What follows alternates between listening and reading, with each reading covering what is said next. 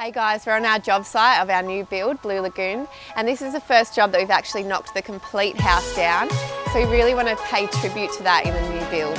We've got hundreds of metres of the old hardwood flooring, and as you can see it's looking really sad and weathered, but I'm keen to recycle this timber and use it somewhere in the house for a bed head, a feature wall, a cabinet, just something to pay tribute to that old shack. And a really easy way of doing that is denailing, running it through a thicknesser and then giving it a good coat of whitewash. So I'm going to show you how to do that.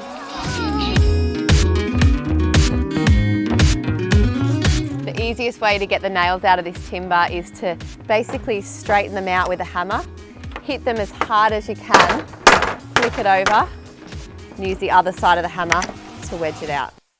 Every now and then you'll come across a nail that has split, so then you'll need to use a hole punch and your hammer to nail it through. Now that I've removed all the nails from my timber, I'm going to run it through the thicknesser. Now it's really important that you are double checking that you have removed the nails because it's going to blunt the blade if you leave them in. This is a 20mm board, so I've set the thicknesser to 19mm. The trick is to not take too much off at a time, which means you'll have to run it through the thicknesser a couple of times to get the desired look.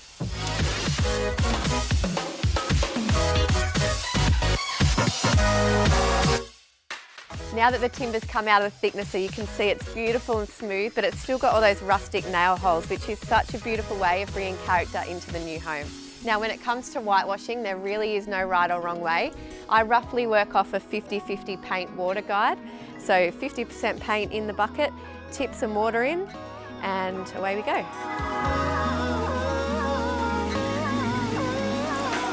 Now the trick here is to start off thin with your paint and then slowly build up with layers on top. So I've wiped that off and I'm going to let the board sit, let the paint soak in and dry before I then go on and do my next layer.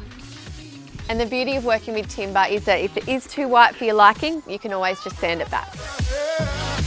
I love that we've turned this old timber that looked like trash on site into something beautiful, and it literally can be used for anything around the home.